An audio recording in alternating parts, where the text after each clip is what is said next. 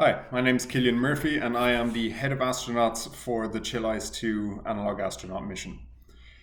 To give a brief overview of the mission itself, we will be going with a crew of 3 people, and we will also be selecting 6 backup astronauts who will be trained and prepared to take their place as necessary.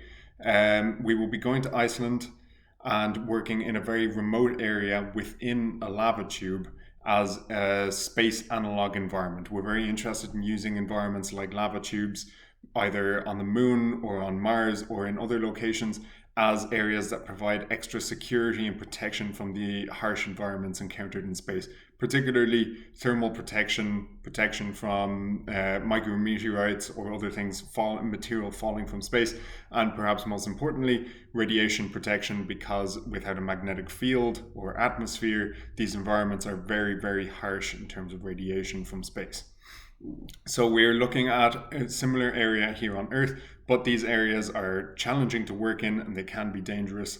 And we are looking for people who have experience working with challenges like those.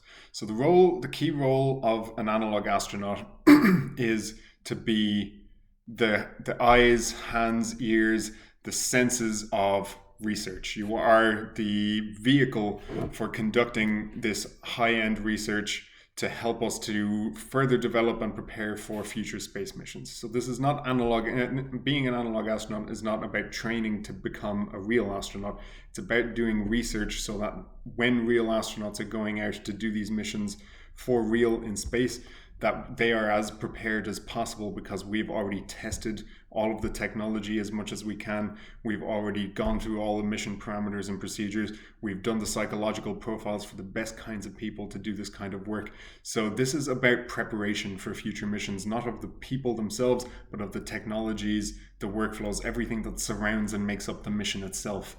So we will be focusing on a use of robotic technology, driving rovers or perhaps drones, using novel instruments, using augmented reality technology. You will be responsible for maintaining all of the hardware and technology with you. So building and maintaining your habitat space, deploying your power system, your solar panels, connecting that up to your habitat, all of that will be the responsibility of the crew. You will also be conducting geological research, and you will be conducting or monitoring data for medical research, psychological research, to understand what impact this environment and these conditions are having on you as a person and on your interpersonal relationships as a crew. There are 3 phases to the analog astronaut selection that we are currently undertaking. First, you will submit a form with just general overview of your background and experience. Based on that, we'll start to get a fairly good sense of how qualified and experienced you are for these particular challenging conditions. If you don't hear back from us and get invited to interview, that is by no means a judgment on the quality of your experience, but we are looking for a very specific profile right now. This is, as I say, a very challenging and potentially dangerous environment, so we have strict requirements for the kind of experience our candidates must have in order to make this mission as safe and productive as possible. The second phase, as mentioned, will be an interview phase. It will include some scenario proposals and some discussion of your motivation letter, your application in the first phase. So we will discuss your qualifications and pose some challenging scenarios to you and see how you respond, how you analyze a novel situation that is presented to you, how quickly you can make a decision, and how well you can justify the choices that you arrive at. And finally, a panel of experts, some internal from our Mission Control Center and some experts externally from the space industry, including retired astronaut Gregory Chemitov, will be deciding from our notes from the interviews and all of our information collected in the application forms. They will make the final decision on who will be selected as the 9 astronauts that will go forward for training. And farther down the line, we will decide who will be the 3 that will be actually in the mission, and that will be subject to change during the training phase. So while we might allocate early on who is the core crew, They may vary not only due to changes in availability, but also based on how well our astronauts are engaged in their training or how prepared we feel that they are before the mission takes place. Some of the most important criteria, as you should have gathered by now, are experience in cold, rough terrain, under challenging conditions, prolonged periods of time, ideally in small groups, in isolated areas with limited contact to the outside, and coordinating together to tackle some challenging objectives. So these would be some of the most important criteria that you really must meet to have a serious chance of succeeding in this selection. But in addition to that, we're looking for people who have some academic background and experience in research or academic writing. This may not necessarily be as a professional scientist, but if you have experience attending academic conferences, speaking with researchers, presenting work, this could even be as an engineer presenting design documents and detailing the approach to solve a problem and explaining it to others, to maybe shareholders or directors or to other companies. You need to have experience distilling complicated information into a concrete and clear package that is easily then translated for the public or for academic publications, because our astronauts will be actively involved in the process of writing papers from the research that is conducted during the mission. If you applied to the Analog Astronaut selection and you do not succeed, you can still try and join our mission, either through submitting research to be conducted during the mission, which you can find the links and information about that on our webpage.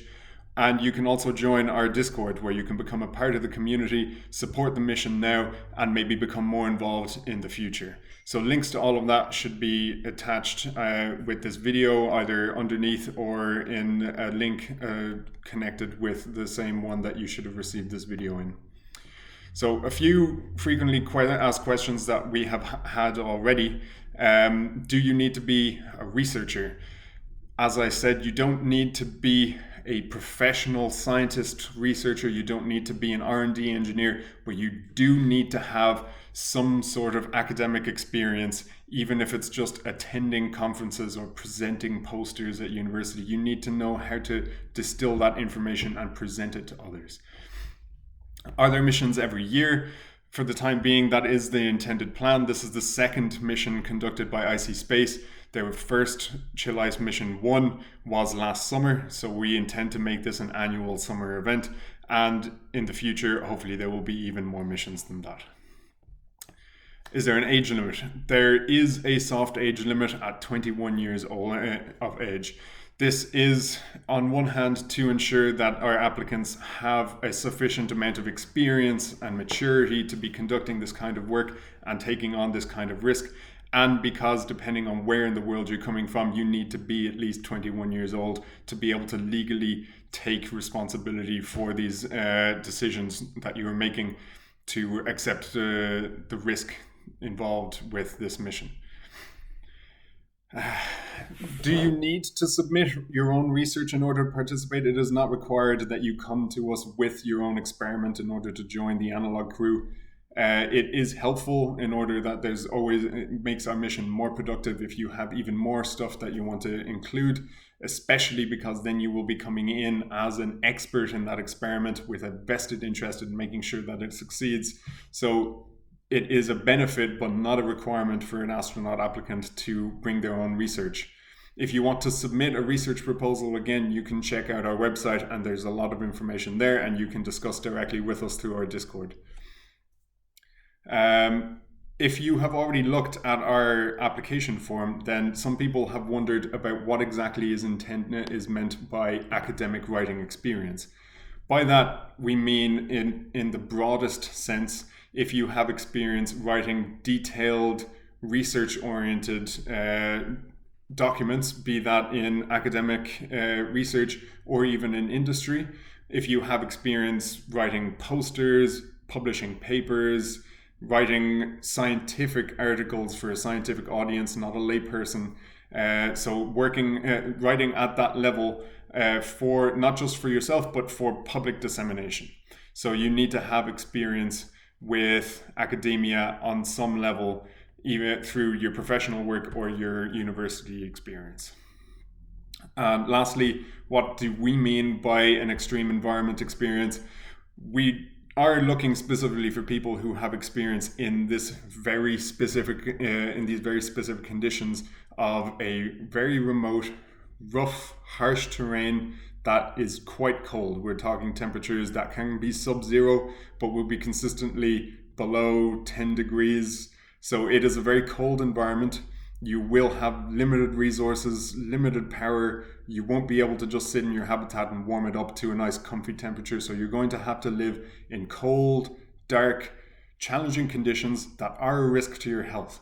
So you ideally you will have experience in that exact kind of environment, whether it's in Iceland or some similar terrain, Arctic expeditions, marine expeditions, perhaps mountain climbing. These would be the ideal kinds of experience to have, but anything that is also showing the same kinds of aptitudes and skills is acceptable. So people with advanced diving experience, not simply let's say a shallow dive to a couple of meters depth, but people who have scuba diving experience, especially advanced licenses and specializations, would be of interest. People who have experience in different challenging environments such as deserts, jungles, at sea, as I mentioned.